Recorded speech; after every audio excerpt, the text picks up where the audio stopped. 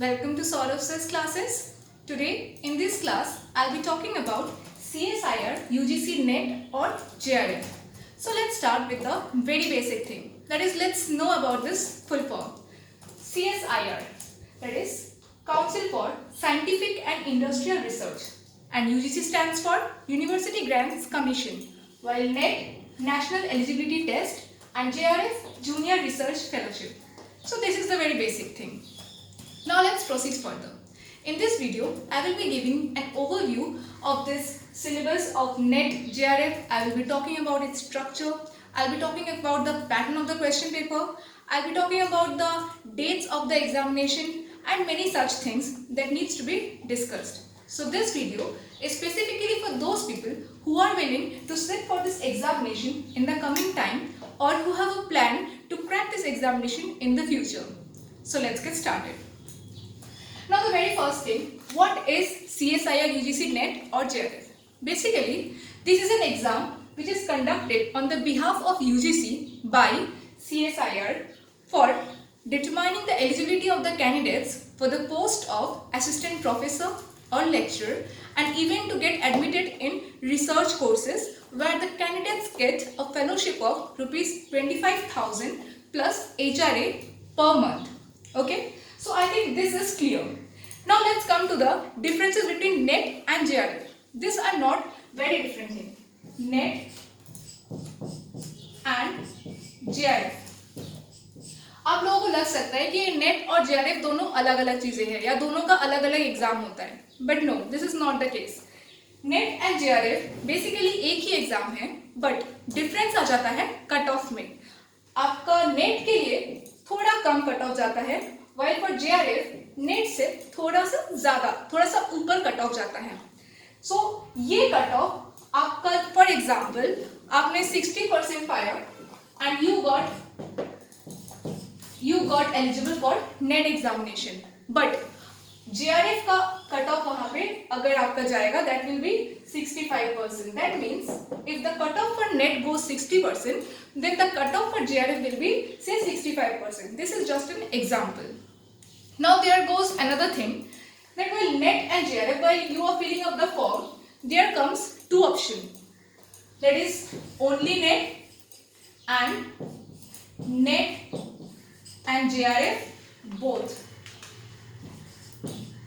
आपको application form में इन दोनों ऑप्शन में से एक ऑप्शन को टिक करना है, इधर ओनली नेट या नेट एंड JRF बोथ. सो इसमें क्या डिफरेंस है? अगर आप ओनली नेट में टिक करते हैं, देन अगर आपका जो भी मार्क्स आता है, आप सिर्फ और सिर्फ एलिजिबल होते हैं for the post of assistant professor and lecturer in some of the universities और कॉलेजेस लाइक दिस. बट अगर आप नेट एंड JRF दोनों के लिए अप्लाई करते हैं, देन आप एलिजिबल हो जाते हैं for applying for the post of assistant professor lecturer. Along with that, you also become eligible to apply for the study of research in your method subject, and in that you will be given 25,000 rupees per month and plus HRA by the government. This is the basic difference.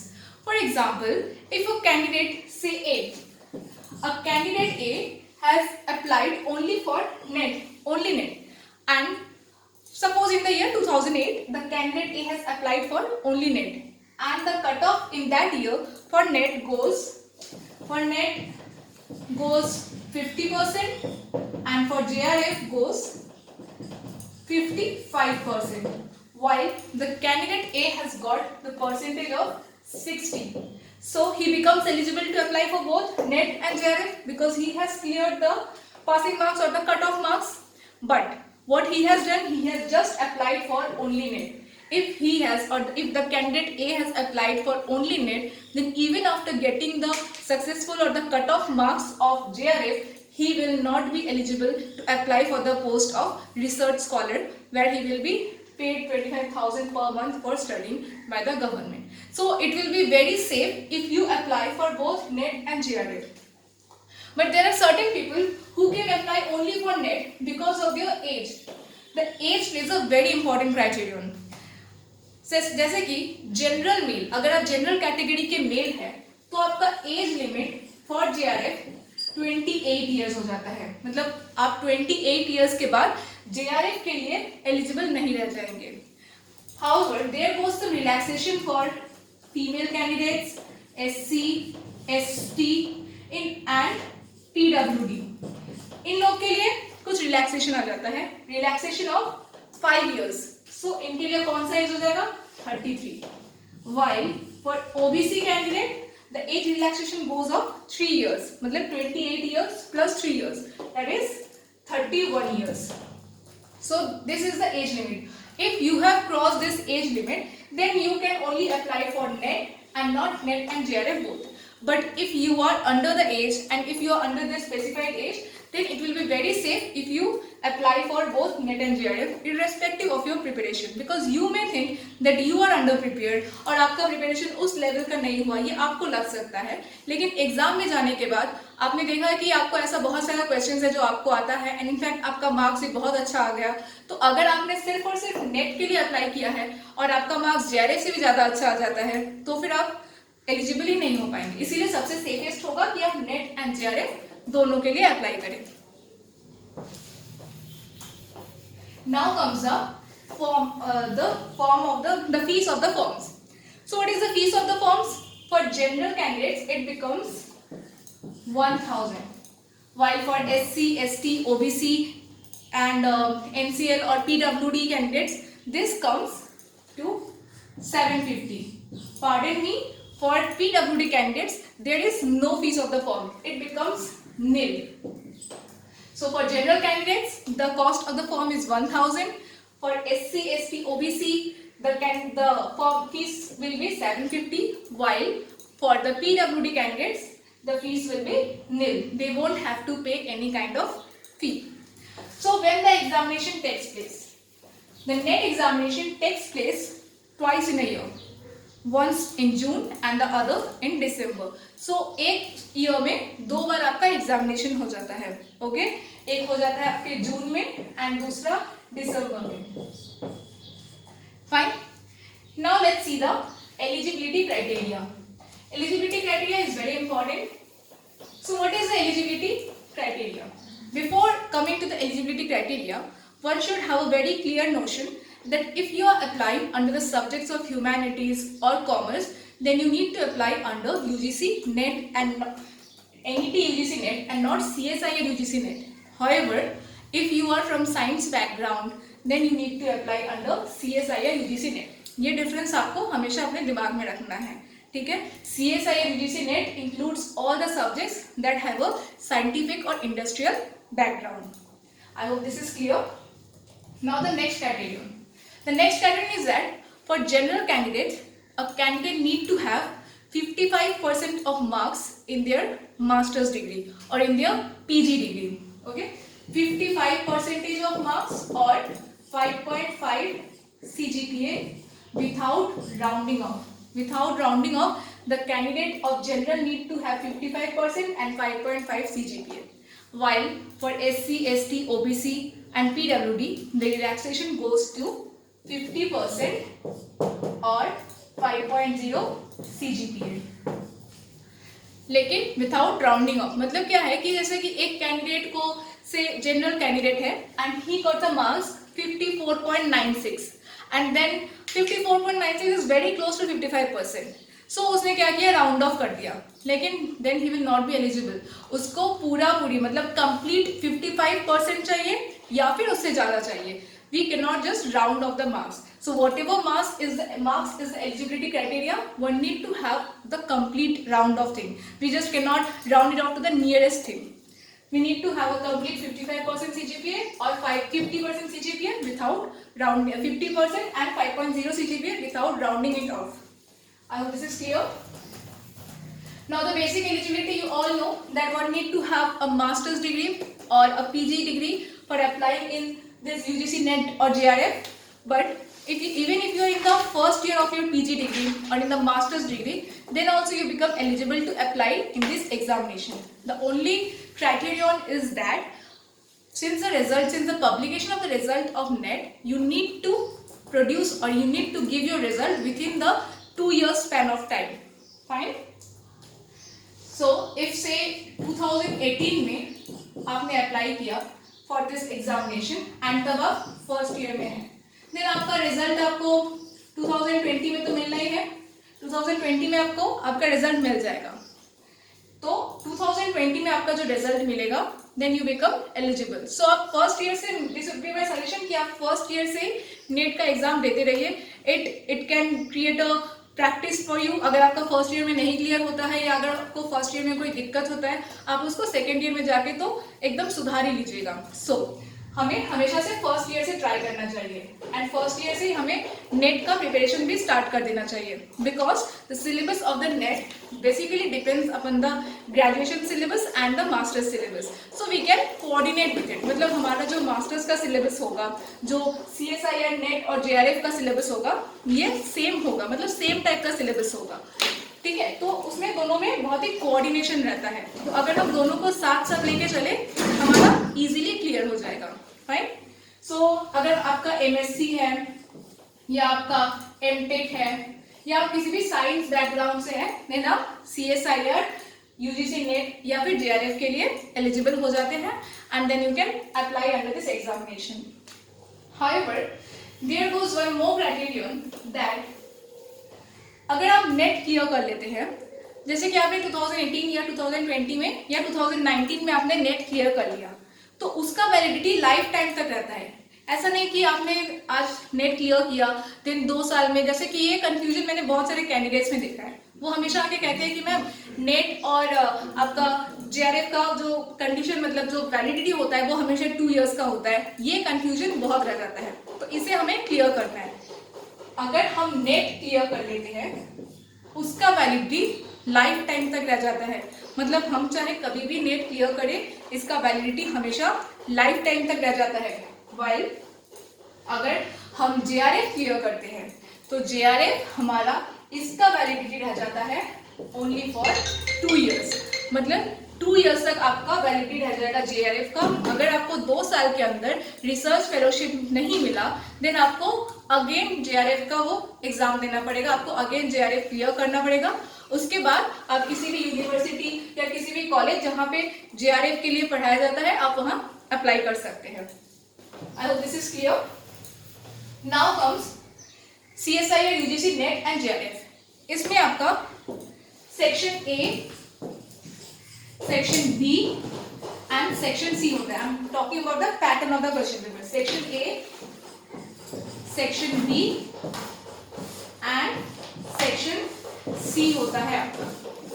Section A is MCQ, okay. Section A में आपका MCQ रहेगा और यहाँ पे आपका मतलब जो आपका सेक्शन A में क्वेश्चन रहेगा, ये आपका कॉमन रहेगा for 5 type of sciences. What are the 5 types of sciences? Physical sciences, chemical sciences, life sciences, mathematical sciences and earth sciences. इन 5 टाइप ऑफ साइंसेस के लिए आपका ये सेक्शन A कॉमन रहेगा। सेक्शन A में आपका क्वांटिटेटिव रहेगा, क्वांटिटेटिव, देन आपका जनरल साइंस, क्वांटिटेटिव, ये सब आपका जो क्वेश्चंस रहेगा ये सेक्शन A में रहेगा। तो सेक्शन A का जितना भी क्वेश्चंस रहेगा, जो पैटर्न रहेगा, वो इन 5 साइंस के लिए कॉमन रहेगा। सो क्या क्या साइंस था? Physical science, chemical science, mathematical science, earth science and life science. In 5 science के लिए आपका सेक्शन A का क्वेश्चंस कॉमन रहेंगे। अब इसमें नेगेटिव मार्किंग कितने होते हैं? इसमें नेगेटिव मार्किंग होते हैं 0.5 का। 0.5 मार्क्स का इसमें नेगेटिव मार्किंग हो जाता है। इसमें सेक्शन A में आपके कितने क्वेश्चंस रहते हैं? सेक्शन A में आपके ऑल टुगेदर 20 क्वेश्चंस रहते हैं, जिसमें से आपको from this 20 questions you have to attempt only 15 questions. आपको 15 क्वेश्चंस करने हैं और हर एक क्वेश्चन आपके 2 मार्क्स के होते हैं। Every question consist of 2 marks, so 15 into 2 is equal to 30 marks. This is section A. Section A consists of 20 questions. Out of this 20 questions, you will have to attempt only 15 questions and each question consists of 2 marks. So ये हो गया आपका section A, which becomes common for all the 5 sciences that I have mentioned. Then comes section B. Section B consists of 40 questions. In the question, 40 questions. And in these 40 questions, you will have to attempt only 25 questions. 25 questions and 25 questions में हर एक question आपका 3 marks का होता है. 25 into 3. Okay, so that is 75 marks. ये आपका 75 marks का होता है. और इसमें आपका नेगेटिव मार्किंग हो जाता है कितने का? 0.75. मतलब इसमें अगर आप एक भी आंसर गलत करते हैं या if you do an answer wrong, if you attempt an answer wrong, then 0.75 marks will be deducted for every wrong answer. Okay, ये आपको बहुत ही क्लियर रहना चाहिए. Then section C, it consists of 60 questions. Section C में कितने question हैं? 60 questions. 60 में से आपको 20 questions करने हैं. Out of this 60 questions, you need to attempt only 20 questions. So 20 questions यहाँ, 25 questions यहाँ, and उसमें हमारा था 20 क्वेश्चन, उसमें से 15 क्वेश्चन हमें करने थे. ये टोटल क्वेश्चन हमें अटेम्प्ट करने हैं. However, one interesting thing in section C is that this consists of MSQ. What is MSQ?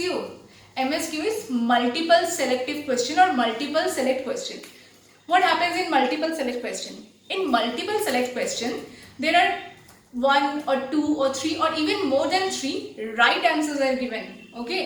Even more than 3 मतलब 3 या 4 या 2 या 1, कोई भी आपको मतलब राइट आंसर्स दिया रहेगा.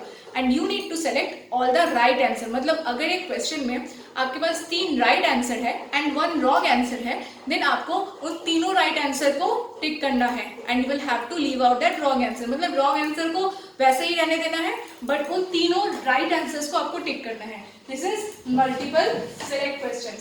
आपको यहाँ पे तीनों या मतलब चारों या 2 जितने भी राइट आंसर्स होंगे आपको उन सबको सेलेक्ट करना है.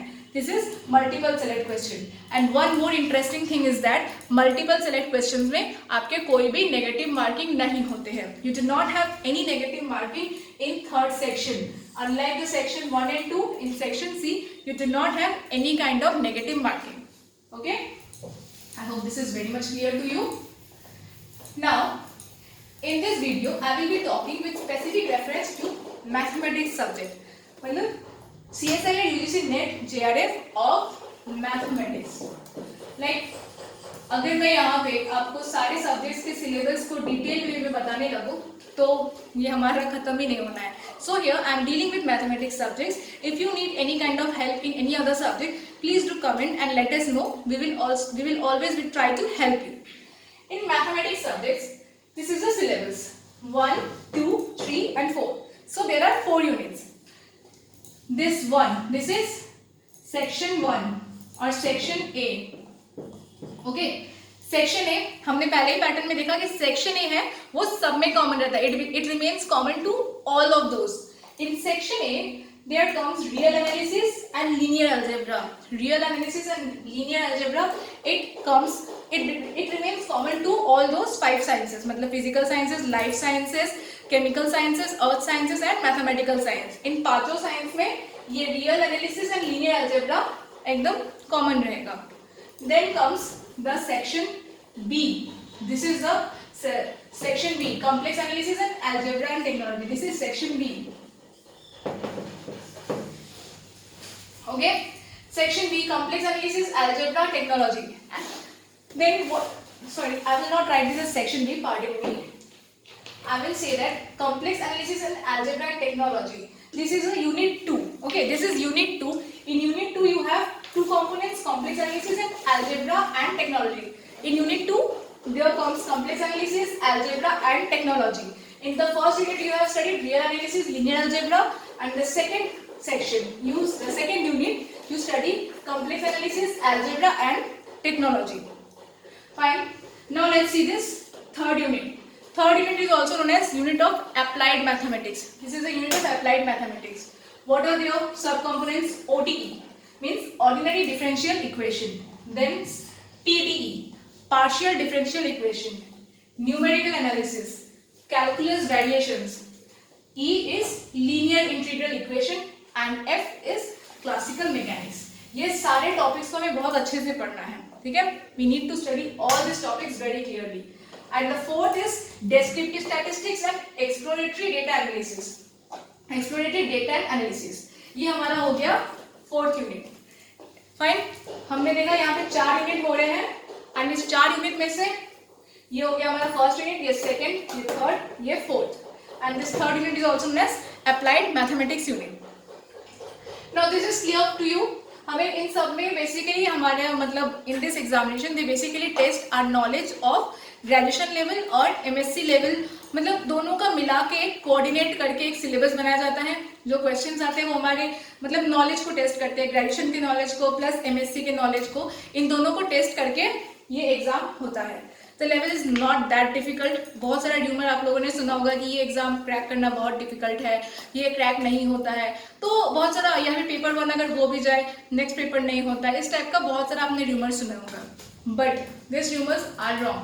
ओके, तो ये र्यूमर्स कौन स्प्रेड कर रहा है? Only those people who are not cracking the examination. This is not at all difficult. आप ग्रेजुएशन पोस्ट ग्रेजुएशन कर रहे हैं, आपको अच्छे से नॉलेज है अपने मेथड सब्जेक्ट का, सो इट बिकम्स इजी. आपको बस अपने मैथमेटिकल सब्जेक्ट जो मेथड सब्जेक्ट है आपका जो सिलेबस है उसका एकदम क्लियर आइडिया होना चाहिए. जो सिलेबस के अंदर टॉपिक्स है उसमें आपका पूरा कंसेप्ट क्लियर होना चाहिए. तो उसके लिए हमें स्ट्रैटेजिकली आगे बढ़ना पड़ेगा, हमें एक स्ट्रक्चर्ड और प्लान वे में आगे बढ़ना पड़ेगा. हमें डरना नहीं है कि एग्जाम में इतने लोग बैठते हैं कैसे क्लियर होगा. This is not that difficult. Trust me, हमारे पास बहुत सारे ऐसे स्टूडेंट्स हैं जो हमारे साथ पढ़ के उन्होंने बहुत सारे एग्जाम्स क्रैक किए हैं और आज वो हमारे पास आके कहते हैं कि मैम हम इसे जितना डिफिकल्ट समझते थे ये इतना डिफिकल्ट था नहीं या ये इतना डिफिकल्ट है नहीं. Okay, so now let's come strategically plan वे क्या होगा. सबसे पहले मैं आपको वही सजेस्ट करूंगी जो हम बचपन से करते आए हैं, मतलब एक टाइम टेबल बनाइए, स्ट्रक्चर्ड टाइम टेबल. उस टाइम टेबल को फॉलो करिए. ठीक है, ये जो सिलेबस है ये आपका बहुत ज़्यादा कुछ बाहर से या बहुत ज़्यादा एडवांस नहीं होता है. ये आपका नॉलेज टेस्ट कर रहा है कि आपने ग्रेजुएशन लेवल में या मास्टर्स लेवल में आपने किस तरह का नॉलेज एक्वायर किया है, कैसा पढ़ाई किया है. उसी के नॉलेज को आपको थोड़ा सा एडवांस लेवल में और पढ़ना है या थोड़ा सा और डिटेल नॉलेज लेना है. सो इसके लिए आप प्लान मतलब स्ट्रक्चर्ड वे में देखिए, आप एक टाइम टेबल बनाइए जिसमें आप अपना एमएससी का भी पढ़ रहे हैं और ये नेट का भी प्रिपरेशन साथ ही में कर रहे हैं. Because starting from the very first year of masters is a very good idea. मतलब आप अगर अपने फर्स्ट ईयर से स्टार्ट करते हैं नेट का preparation along with your masters जो कि आपका साथ में चलेगा, तो वो आपके लिए बहुत ईजी हो जाता है. Because you can relate the things. आप एक मतलब टॉपिक्स को अगर आप ठीक से देखें तो आप अपने एमएससी के सिलेबस के साथ रिलेट करके चल पाएंगे. ये सिलेबस इसी तरह से बना रहता है. Then comes the second part, that is there are many videos, there are many institutes which promise that आप हमारा institution join कर लीजिए और you take our videos, you see our marathon videos, you join this subscription and you will be able to clear the examination. I will not say this kind of lies to you, because just watching our video, watching our lectures will make you successful or will make you clear this examination is a lie. Because if we are giving our 100%, you need to do hard work along with us. Like we just cannot give you the videos and you see the video and you'll be able to clear the examination. This is not going to be the case. What we are going to do, we are going to provide you the help you need.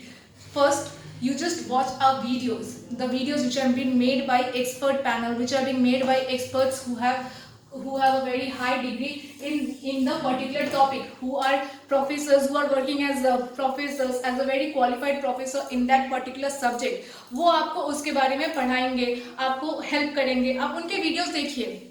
We provide recorded lectures.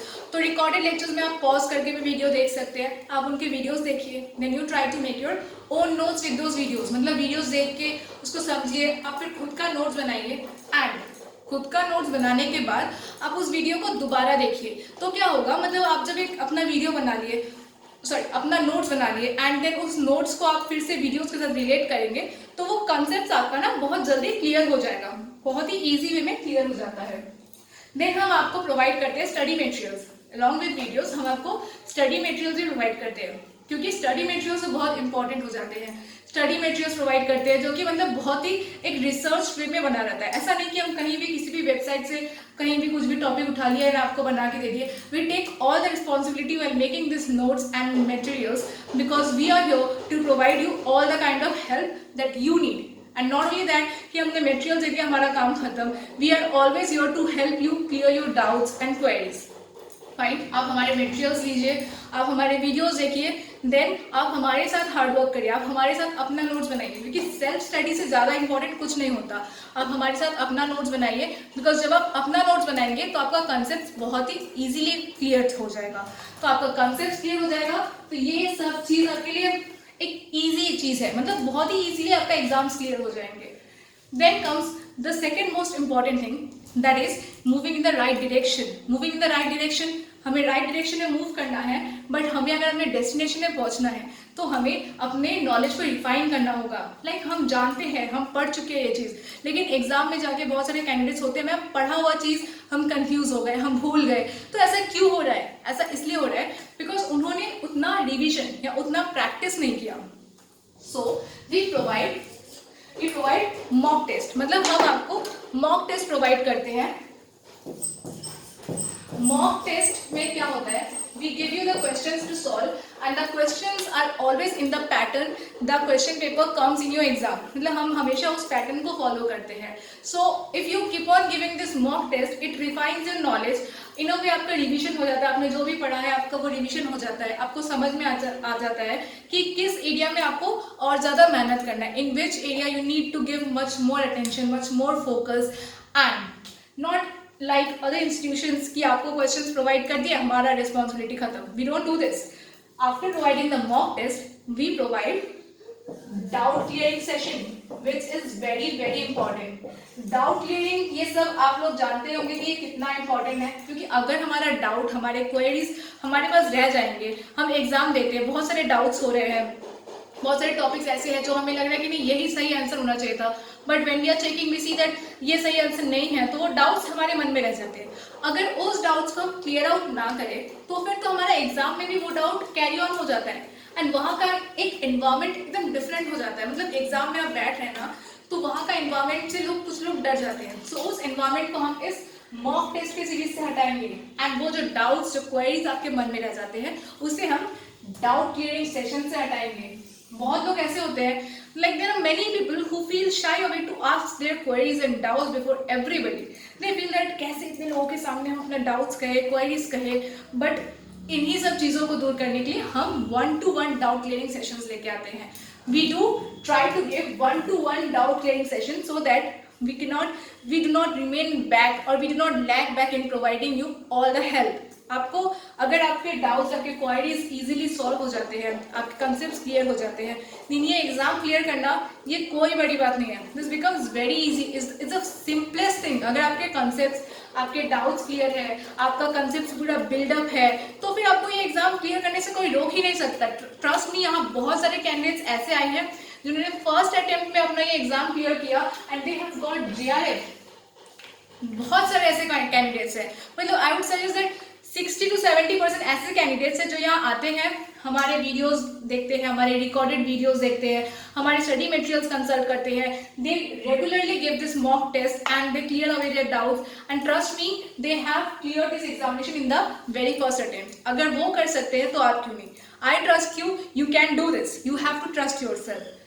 I think ये video आप लोग के लिए helpful रहा होगा। I have tried to solve all your doubts, all your queries, जिस type के questions हमें आते हैं, जिस टाइप के डाउट्स आते हैं, I have tried to cover up all those doubts and queries. आपको अगर और भी कुछ क्वेश्चंस है, if you have any other questions, queries, doubts, then please do consult Saurabh sir's classes and आप कमेंट भी कर सकते हैं, we will reach you out there. So thank you, take care.